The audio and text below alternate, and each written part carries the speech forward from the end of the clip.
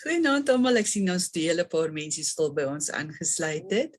Baie welkom en baie welkom aan Dina, dankie vir julle tyd wat julle vanaand vir ons afstaan. As julle net vir ons in die chatbox kan laat weet van waar af julle is, hoeveel boeke julle dalk al van Dina gelees het en of julle dalk een van ons Romanza klublede is.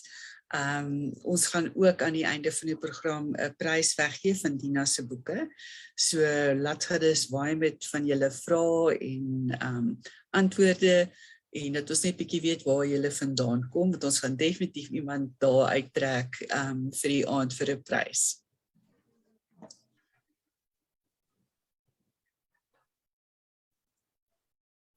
Okay, kan ek nou maar ook ietsie sê? Ja, asseblief. Ja, Goeienaand. Baie dankie vir die uitnodiging. Ek is seker ons gaan lekker gesels vanaand en baie dankie vir almal wat moeite doen om in te skakel. Ek waardeer dit. Ja, dis lekker. Ek sien jy het nou net iemand wat gesê het jy's 'n nuwe ontdekking vir. So, sy het 'n hele paar. Ek sien dis Sonja Wolfhard. So jy het heel wat om op te vang, Sonja. Ek is so bly jy het by ons ingeskakel te kry. Ek sien ook al sy is besig om al jou boeke te kry. Wonderlik. Welkom, Louis. Wow. Okay, hier is so Zonika wat sê sy het al 45 van jou boeke gelees. Wow. Hallo Liana. Dis wonderlik. Ja. Hallo Hilda. En ek sien hier so. Susan, ek ken vir Susan. Hallo Susan. Jy, okay, wonderlik. Alsini. Toska. Alsini. Ja, Toska. Ja, hallo Toska. Lieflike mosselbaai. Hallo Marcel. Sjoe, dis absoluut wonderlik om almal hier so te sien. Dis te lekker dat julle tyd maak vir ons vanaand. Dina, ek dink ons kan maar afskop hier, soos 'n hele klompie mensies wat al klaar by ons aangesluit het. Vreeslik dankie vir jou tyd. En dit is so lekker om met jou kennis te maak en met jou te kan gesels. As jy 'n bietjie vir ons kan vertel, bietjie meer oor jou. Wanneer het jy besluit jy wil romantiese verhale skryf vir ons? Ek dink die meeste skrywers ontwikkel hierdie begeerte om te skryf op skool. So ek is nie die uitsondering nie. Dit was maar my skooldroom. Ongelukkig het dit nou nie vir my direk na skool begin nie. Eers heelwat later. Maar ek glo dat dit eintlik so bestem was. Ek moes eers 'n paar draaie deur die lewe loop sodat ek dalk later in my lewe sukses daarvan kan maak. So nothing was wasted. Tyd was nie gemors nie. Ja, nee, ek glo dit, ja. En ek wil vir sê baie geluk, jou 80ste Romanza. Ek meen, dit is vir my net asemrowend. Dis effens gekompliseerd wat jy nou by ons uitgegee het, en ek dink 80 boeke wat jy al vir ons geskryf het. Hoe voel dit? Hoe voel dit as 'n skrywer? Ek kan myself dit nie indink nie. Dis 'n bietjie onwerklik. Ek het nooit in my wildste drome gedink ek sal hierdie punt bereik nie. Selfs jare terug op 50 het ek gedink, okay, dit is nou dit. Wat kan nou meer wees as dit? So om 80 te bereik is ek kan dit self nie glo nie. Dit was nie 'n maklike pad nie, dit was ook nie 'n tjoef-tjaf pad nie. Maar baie dankbaar vir die 80. Ja, nee, ek dink dit is absoluut wonderlik. Vertel ons 'n bietjie meer van, dis effens gekompliseerd. Hoe het jy aan die idee van die hele idee van die boek gekom? Jou karakters en so meer. Eerstens, ek is gevra om 'n Kersverhaal te skryf, so die tema is eintlik speel af oor 'n Kerstydperk. So dit was die een ding. En dan die storielyn, die kom maar so op sy eie.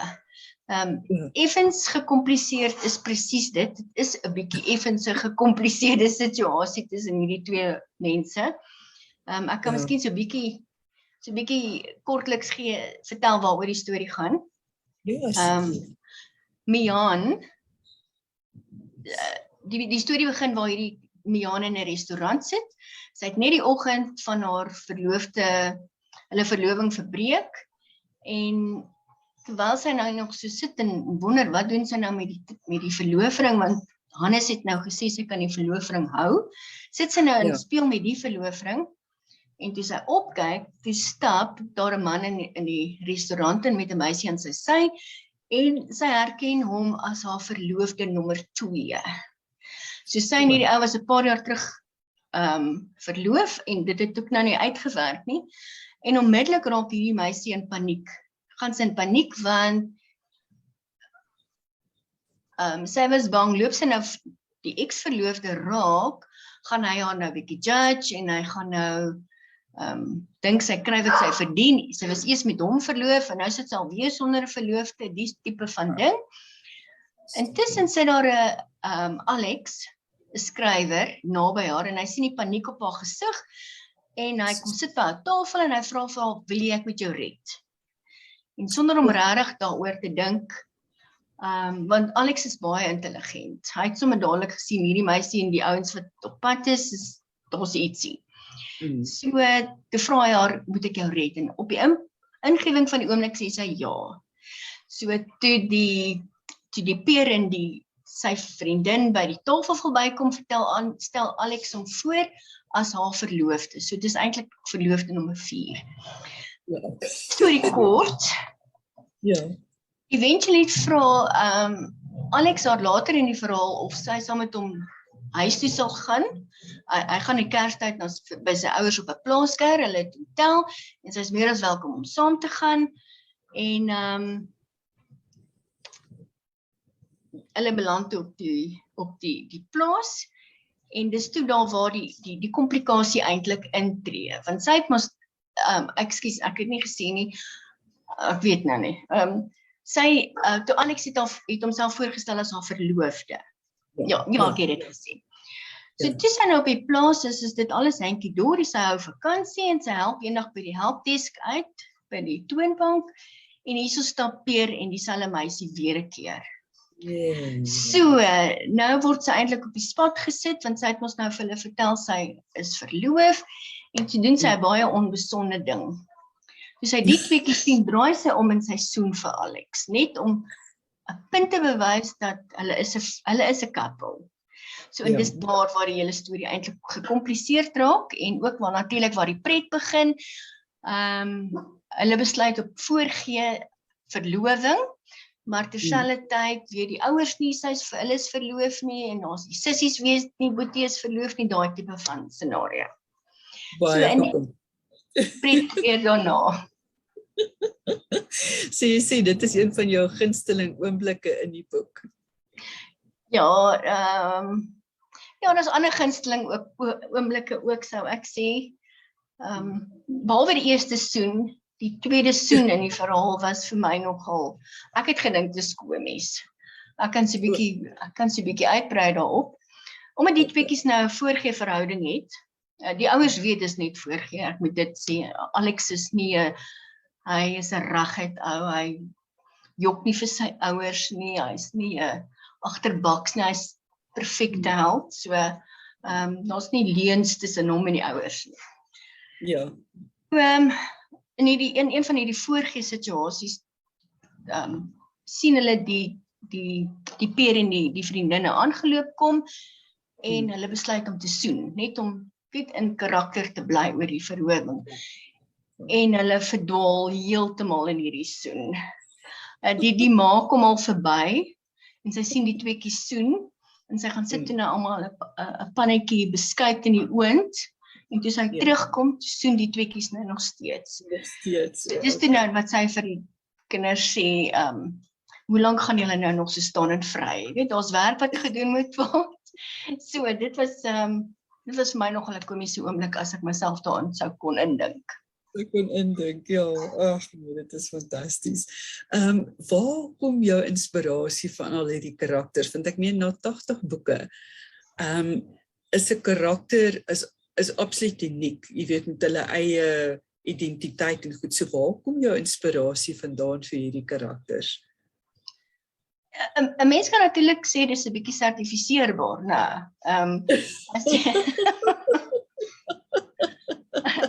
as jy jouself in 80 verskillende mans en vrouens se koppe kan dink, dis nie, daar's dalk 'n probleem, maar ek het nie 'n probleem daarmee nie. Dis vir my nogal maklik om nuwe karakters te ontwikkel.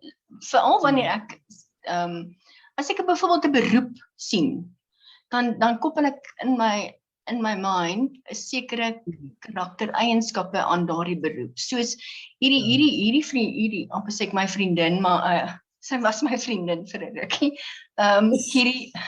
Hierdie heldin, sy is baie mooi en sy is suksesvol op haar eie. So rondom dit het ek ook sekere karakters. Sy is 'n sterk meisie. Die feit dat sy 3 keer verloof was, is ook deel van haar karakter.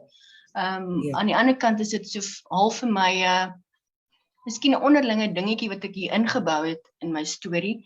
Mense is so geneig om iemand te oordeel wat mooi is vir 'n begin, wat suksesvol is, wat jy is so geneig, meisies is geneig om ander meisies te oordeel wat byvoorbeeld gewild is. Jy weet, jy word baie keer name genoem net omdat jy gewild is. So in hierdie geval is sy's mooi, sy's gewild en ongelukkig het sy 'n paar foute gemaak in haar proses om na meneer perfek te vind, het sy ongelukkig 'n paar foute gemaak. En wat ek ook van hierdie karakter hou is dat sy het nie bly staan by die fout nie. Sy het besef sy maak 'n fout en sy het dit laat gaan en sy het weer probeer. Sy het nie haar lewe probeer bou en probeer fix in hierdie verhouding wat nie werk nie. So vir my was dit nou nogal, dit het net natuurlik gekom uit hierdie meisie se verhouding uit. So om 3 keer verloof te raak en 'n paar mans te ken is nie noodwendig verkeerd nie. Die eerste nie, ja. En die mense is ook so geneig om te dink dat iemand mooi en aantreklik is en hulle is suksesvol, dan moet alles in hulle lewe vlot verloop, jy weet. So dit is vir my ook lekker om so 'n eienskap te sien, om te sien alles is nie so perfek nie, want dit is wat ons gewoonlik mos maar dink dit is perfek, ja.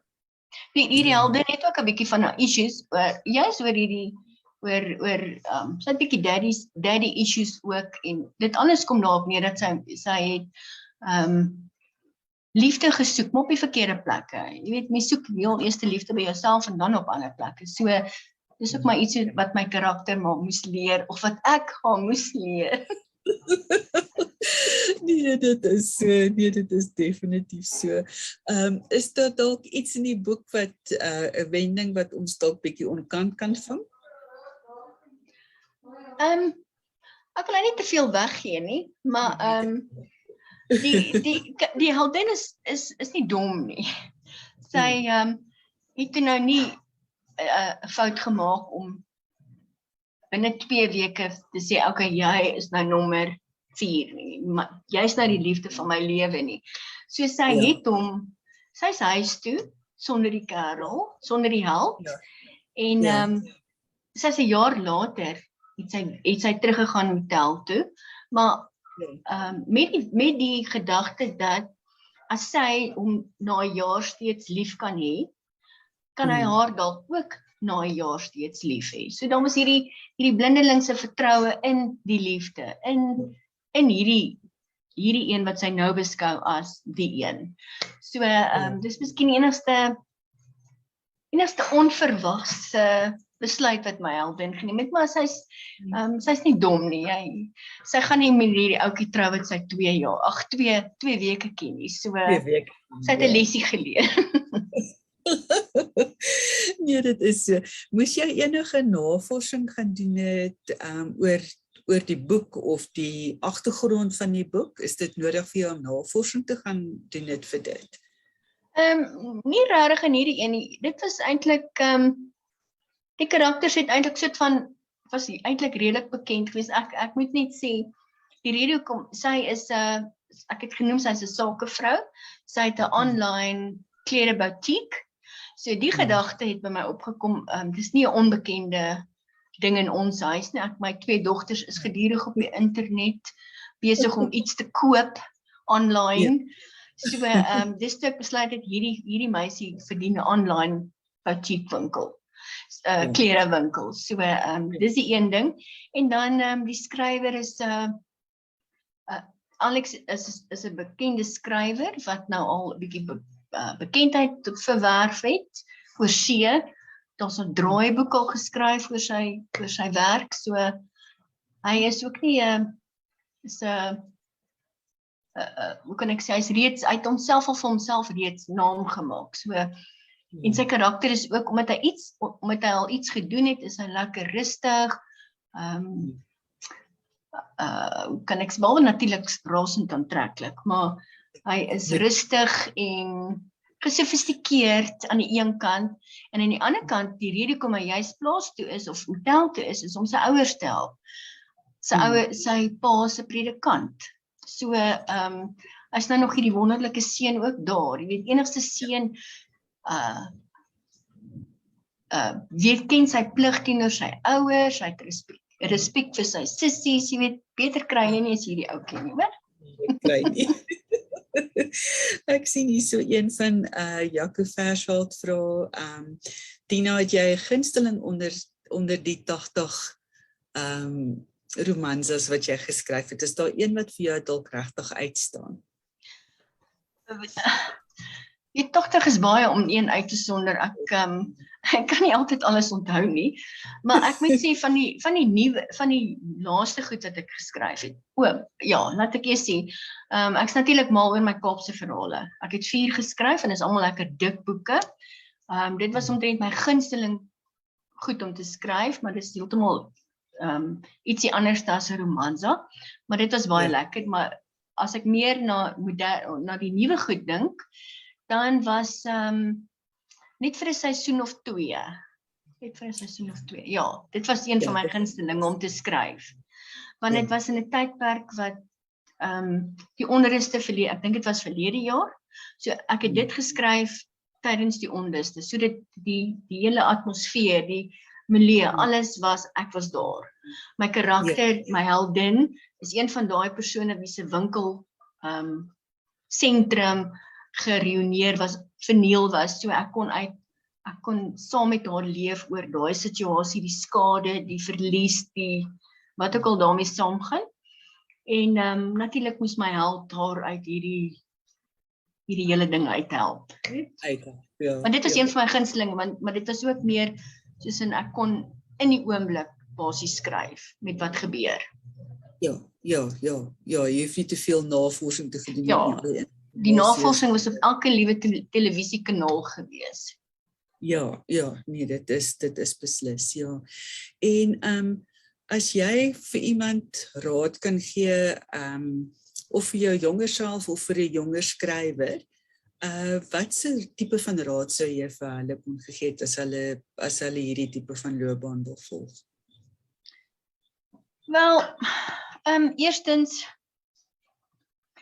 moet ek sê dat jy moet 'n bietjie uithou vermoë hê. Jy moet regtig dit wil doen en uithou vermoë doen. En jare gelede het Cecilia Brits vir my gesê, jy moet een ding weet, jy gaan nooit ryk word uit nie. Jy doen dit vir die liefde van die saak. Jy doen dit vir die liefde van die skryf en die liefde vir die liefde. So dit is nog steeds op toepassing. Jy moet 'n passie hê om 'n liefdesverhaal te wil skryf. En as jy dit wil doen en jy produseer jou eerste manuskrip en dit word afgekeur, moet dit asseblief nie persoonlik neem nie. Aanvaar net die raad, die kritiek, wat hulle ook al vir jou gee, aanvaar dit, maak dit jou eie en gaan probeer weer. En as die tweede keer nie werk nie, dan probeer jy weer 'n keer. Ek kan net noem dat my eerste manuskrip was 'n totale ramp geweest. Ek dink nie Cecilia het hom destyds klaar gelees nie. Ek dink sy het net 'n paar bladsye gelees maar sy het my laat verstaan dat sy dink ek het 'n bietjie talent. Ek moet dit gaan Sy het my voorskrifte gegee van hoe moet dit gedoen word en ek het dit gaan uitprobeer. Ja. En dit was nie, dis nie 'n tjoef-tjaf ding nie. Wel, nie vir my gewees in elk geval. Ek het geen formele opleiding in skryf gehad nie. Myne was trial and error van die begin af. Ek het net vir myself gesê, niks wat iemand vir my sê is persoonlik ken my gemik nie. Niemand ken my nie. As iemand iets raad gee, dan het ek dit gedoen. As iemand gesê dit is nie reg nie, dan het ek dit gaan probeer regmaak totdat dit reg was vir die uitgewer. So dis nie 'n maklike pad nie, maar as jy wil, druk deur. Daar's niks so bevredigend soos om die eerste keer daai boek in jou hande te hou nie. En ek wil amper sê daar's niks so bevredigend om na 80 steeds daai boek in jou hand te hou nie. Dit is so 'n lekker gevoel van accomplishment. Dis wonderlik. Ja, ek het al baie keer gewonder of dit nou maar net, ag, dis nog 'n boek, maar dit is so lekker om te hoor. Dis nog om soos 'n babietjie vas te hou. Ek sien is daarom iemand wat van my Kaapse verhale lees. Hilda sê sy het almal van hulle gelees en sy het hulle baie geniet. Ek kan net noem. Ekskuus tog? Ek wonder of Hilda dalk 'n gunsteling onder daai vuur het. Laat ons gerus Ja, sy kan ons maar laat weet. Ek kan net sê ek is besig nou op die oomblik met 'n historiese Romanza. So dit gaan in 'n Romanza formaat wees, maar historiese stories, so hy sal seker volgende jaar iewers deur die jaar sy verskyning maak. Wonderlik, dis baie gewild onder ons lesers, ook die historiese romanzas. En dan sies ons ook, Dina, dink jy met die kommentaar en terugvoer wat jy gekry het met die 80 romanzas wat jy geskryf het, dink jy jou skryfstyl het bietjie verander, vandat jy begin skryf het tot nou toe? Ek kan eerlikwaar nie sê of dit verander het nie. Miskien het ek net bietjie meer aangepas met wat die tendens is, meer moderne karakters. Miskien benut ek net meer die omstandighede, gebeure, soos goedjies wat tans gebeur wat jy op daai oomblik in 'n manuskrip kan gebeur. Ek sit so vinnig en dink dat my vorige verhaal was, dit lê die wêreld vol. Nou daarin het ek goedjies gebruik wat nou van toepassing is. Hierdie is 'n influencer, die meisie, die dokter is 'n dokter. Maar sy's 'n meer 'n karakter wat jy nou kry. Sy's 'n sosiale media baie prominent. Sy doen haar make-up swaarder en jy weet, soos wat nou in die tendens is. So dit is lekker om as jy dit het om te gebruik. Ek sou sê ek gebruik meer die moderne, of ek probeer by die moderne goedjies byhou. Ja, maar jou skryfstyl as sulks het nie regtig verander nie, want ek dink nie so dit nie. Wat jou volgelinge wil hê, is dat hulle hou van die manier wat jy karakters aanbied en jou skryfstyl en jou storielyne. So dis die karakters wat verskil, maar hulle hou van die manier wat jy dit vir hulle aanbied. So ek dink dis hoekom jy ook so groot volgeling het, ja.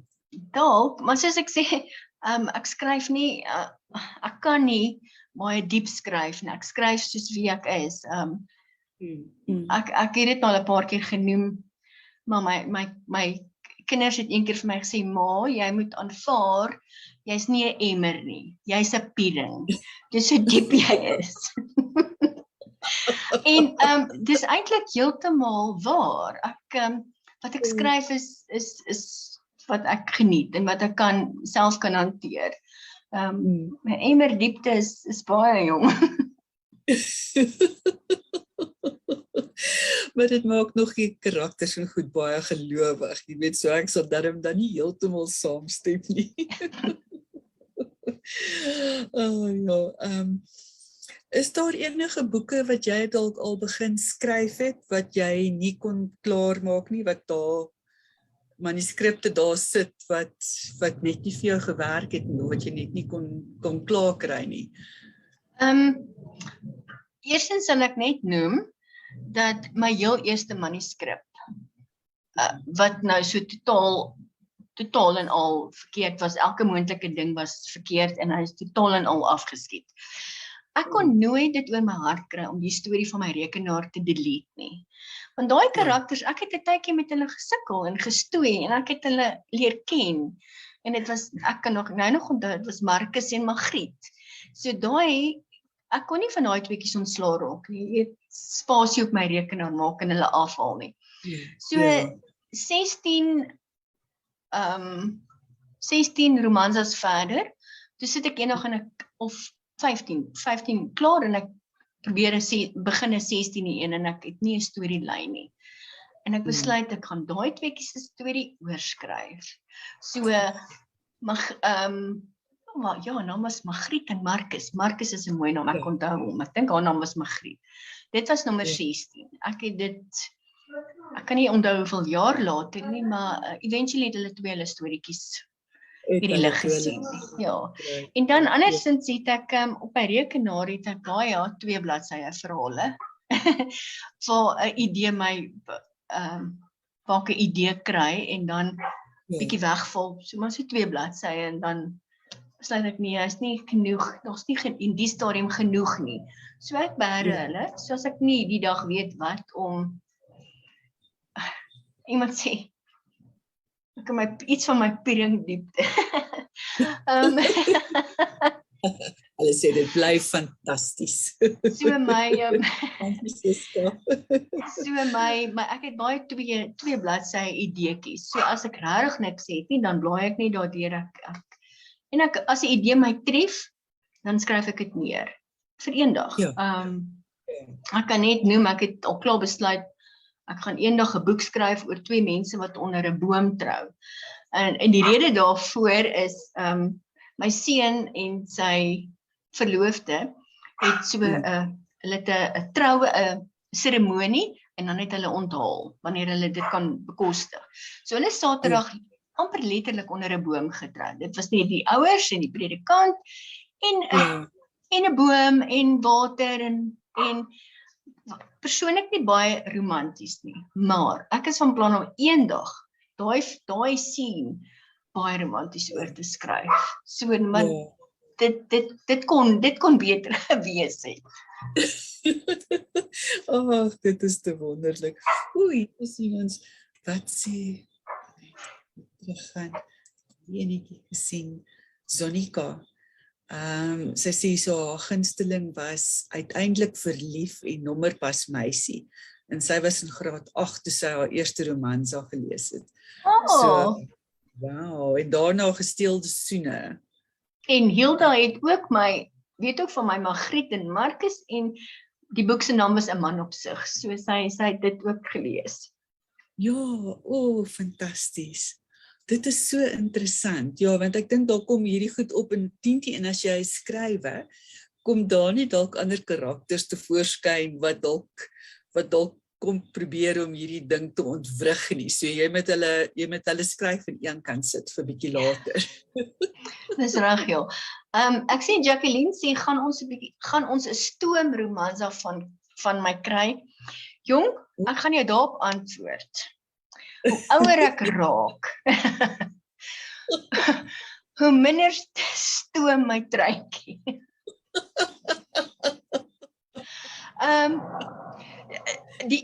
Jy weet natuurlik die nuwe handelsnaam wat gaan wees vir stoom. So miskien moet ek net vir jou sê Jacqueline, moenie te gou een van my verwag nie. Dis nie onmoontlik nie, maar ek dink nie jy gaan baie gou eenetjie van my kry nie.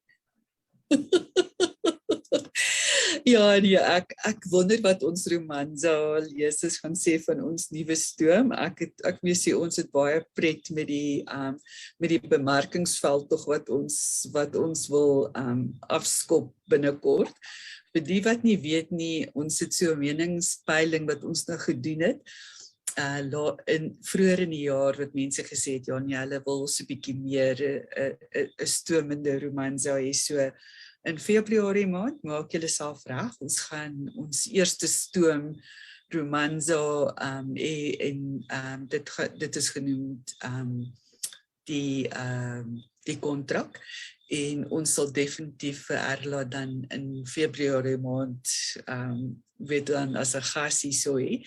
So Dina, maar ons sien uit na daai. Mense weet nooit waar jou gedagtes kan gaan nie. Jy weet hulle het altyd gesê ek sê altyd vir my kinders ek is uit, maar ek is nog nie dood nie. Ek moet nou nogal vir jou sê ek het net vanmiddag by myself gedink ek het dalk 'n bietjie my seun is dalk 'n bietjie geskaar. Die 4 kinders, ek het 4 kinders, so 'n seun en 3 dogters. Nou om een of ander rede het my seun eendag besluit, hy moet nou weet waaroor skryf sy ma. Hy het nou gehoor ek skryf by ander mense en ander vrouens, maar hy gaan nou en hy kies toe vir homself 'n boek op my rak. Ja. Jong, ek dink hy het die verkeerde boek gekies, want hy kon nie regtig oor dit kom oor wat se goed sy ma destyds geskryf het nie. Ek het al met 'n omloop gehoor van dat hy vir mense vertel hoe sy ma hierdie goeie skryf en eintlik wil 'n ou nie hê jou kinders moet jou gedagtes lees nie. Dis nie 'n goeie ding, veral nie jou seun nie. Want jy agterna dink jy by jouself, waaraan dink my ma? So ek is bly, hy het nooit die boek klaar gelees nie, maar ek vermoed hy het net deurgeblaai totdat hy die weet soos baie mense maar maak, ons blaai maar net deur tot waar die stoom is. Stoom begin. So ek dink hy het nie die hele verhaal in konteks gelees nie. So dit gaan nie net oor hy nie. Oorreig nie, ja. Ek sien hier so 'n pragtige boodskap van Louis Esterhuis en hy sê dit was vir hom so voorreg geweest dat hy 'n paar van jou boeke kon redigeer. En hy sê hy is gek oor die wyse waarop jy die intrige ontwikkel. So dis definitief meer as 'n prentjie vol. Hy sê daar's altyd 'n verrassing. Hy sê maar ook 'n element van onafwendbaarheid. Hy sê dit is vir hom is dit uitstekend elke keer. So, baie dankie vir dit, Louis. Dit is regtig 'n baie mooi kompliment daai. Baie dankie. Ja, nee, dit is absoluut fantasties. Maar dit lyk dit vir my of hierdie mense regtig, ek dink Dina, jy sal moet oorweeg want hulle wag vir jou stoomtitel, jy weet. En as jou kind nou vir jou sê jy skryf 'n Romanza, dan ek kan dalk nie heeltemal verkeerd wees nie. Ja, maar ja, kom ons kyk maar hoe daai enetjie in die toekoms uitspeel. Soos ek sê, is nie onmoontlik nie. Ek dink nie dit gaan baie gou wees nie. Nee, dis alles. Jy weet dalk nooit van daai tweetjies wat ernstig op jou rekenaar sit wat dalk 'n ander wending kan neem nie. Ek moet jou sê, gewoonlik as ek downtown hulle baie keer na die tyd, dan dink ek vir myself nee, kom ons downtown hulle maar bietjie net vir ingeval 'n kind hulle lees. Of nie net myne nie, maar dalk ander jong leser. Ek moet jou sê, ek het toe my kinders op skool was, het hulle my vertel van 14-jarige kinders wat op die skoolgrond, 14, dit kan nog graad 7 dalk wees, laerskool, wat op die speelgrond etenstyd pauses sit en my romansas lees. So, mense het half en half 'n bietjie vir 'n verantwoordelikheid, maar nie dat dit my verantwoordelikheid is nie, dis die kind se ouers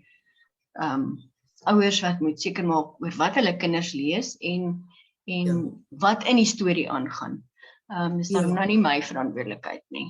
Ja, nee, dit is, maar ons as uitgewers ook, ons neem dit ook ernstig op. Dis hoekom ons stoomverhale wat gaan uitkom is baie duidelik gemerk dat dit 18 plus is, jy weet, so dat die ouers weet en dat iemand nie onverhoeds betrap word, dat daar iets anders nie, maar ek meen vir 'n romanse, definitief, ons weet dat ons skrywers is jonk, jy weet, so hulle sal definitief daarna kyk en dan tot ons mense van my ouderdom nie so wat oor die 60 is, jy weet, so Ja, ons almal geniet dit. Ja. Ja, ek dink net die ouderdom speel 'n rol in wat jy geniet nie. Die een ding wat my altyd sal bybly is toe my skoonma na die huis vir bejaardes toe is, het ek gereeld gaan kyk as ek 'n nuwe boek het, dan vat ek vir haar om te lees en per toevallig in daai een stadium toe het ek 'n Kaapse verhaal. Nou Kaapse verhaal was nogal maklik. Dit is net maar 'n bietjie anders. Meer goedjies gaan. Meer goedjies word toegelaat. Dit is net hoe dit vir my gewerk het, maar ek gee toe die boek vir haar om te lees en die volgende week toe ek weer vir haar gaan kuier, toe vra ek van hoe sy nou my boek geniet, want dit is nou 'n bietjie die slaapkamerdeur, dit was 'n paar keer oop. Of meer gereeld ook. Nou, sê sy nee, sy het hierdie boek baie geniet, hy het haar voete baie warm gemaak. So ek hoop dit was net haar voete. Maar wat ek wou sê is, as ek 'n boek geskryf het, is hy gesirkuleer deur ander ou dames. Mens moet nie jou leser se ouderdom onderskat nie. En dink, nou is ek te oud om dit te lees nie, want dit is nie die geval nie. Nee, dit is nie, nooit ook die jonk nie. Ek sien jy Juliana sê, net vir 'n seisoen of 2 wat vir haar baie spesiaal gewees. Ja, ek dink so, want dit is partykeer kan 'n mens ook identifiseer met die karakters. Jy weet, jy lees 'n boek en dit neem jou terug na 'n plek waar jy in jou lewe was en jy identifiseer met daai karakters dalk, jy weet. Ja, ek weet nie wat dink ons mense wat ingeskakel is, nie weet of hulle dalk dieselfde ondervind nie, wat jy 'n boek lees en jy identifiseer van daai karakter en dan is daai boek regtig vir jou baie spesiaal. Ja. Is daar nog enige vrae wat julle dalk het? Kersfeeslys.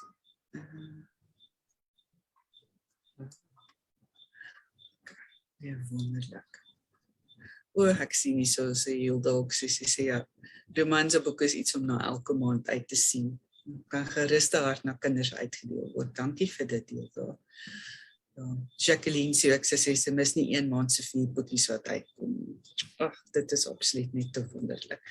Nou ons volgende keer wat ons gaan kyk, 25ste Januarie, gaan Lisel van Willig vir ons by ons aansluit, so asseblief maak 'n aantekening daarvan, dat ons julle dan gaan sien.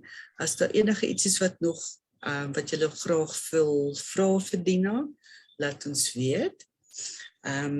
En dan kan ons miskien kyk na wie ons gelukkige wenner van die aand is.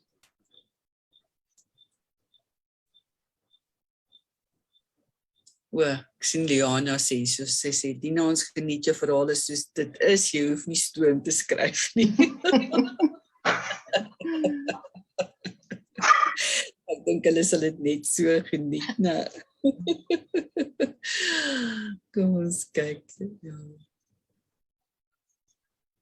Okay, ons wenner vir die aand, Liana, welgemoed, baie geluk. Ons gaan vir jou kontak en vir jou prys vir jou aan te stuur. En ons hierdie webinar gaan ook dan op YouTube beskikbaar wees, so julle kan dit gerus deel met mense wat nie vanaand by ons kan aangesluit het nie. En ek wil net sê baie dankie weer eens, Dina, dat jy vanaand jou tyd beskikbaar het en ons bietjie kon gehoor het van hoe jou karakters vloei en hoe jy geniet om te skryf. Ek hoop regtig ons is nog hier so vir die volgende 80 van jou romanzas. Baie dankie vir jou tyd en jou skryfstyl en vir alles wat jy vir ons romanza lesers beteken. Ons waardeer dit regtig. En vir elkeen van julle wat aangesluit het, baie dankie vir vanaand. Ja, en skakel by ons Romanza Klub aan. Ons het die Romanza Klub vir julle wat nog nie daarbey ingesluit is nie. Dis 30% afslag op die gewone verkoopsprys. So laat ons gerus daar, weet, ja, dit is beskikbaar, so kom sluit by ons aan. En dan sien ons julle, ek net vir almal sê, 'n baie geseënde Kersfees en voorspoedige nuwe jaar en ons hoop om julle almal veilig weer terug te sien in Januarie maand as ons aansluit. Dina, vir jou en vir jou geliefdes, 'n wonderlike feesseisoen. Ja. Baie dankie. Dit was heerlik om saam te kuier. Ek is so bly julle het my genooi. Ja, ek kan ook sê ek hoop almal wat ingeskakel het 'n geseënde Kersfees en 'n voorspoedige nuwe jaar en dan kyk ons maar volgende jaar vir die historiese romanse uit. Ek wou gesê het stoom, maar ek kan nie beloftes maak nie. Kyk gerus uit vir volgende jaar se historiese romanse. Baie dankie. Wonderlik. Ons sien uit daarna. Goeiedag almal. Ja, kyk mooi na julle self.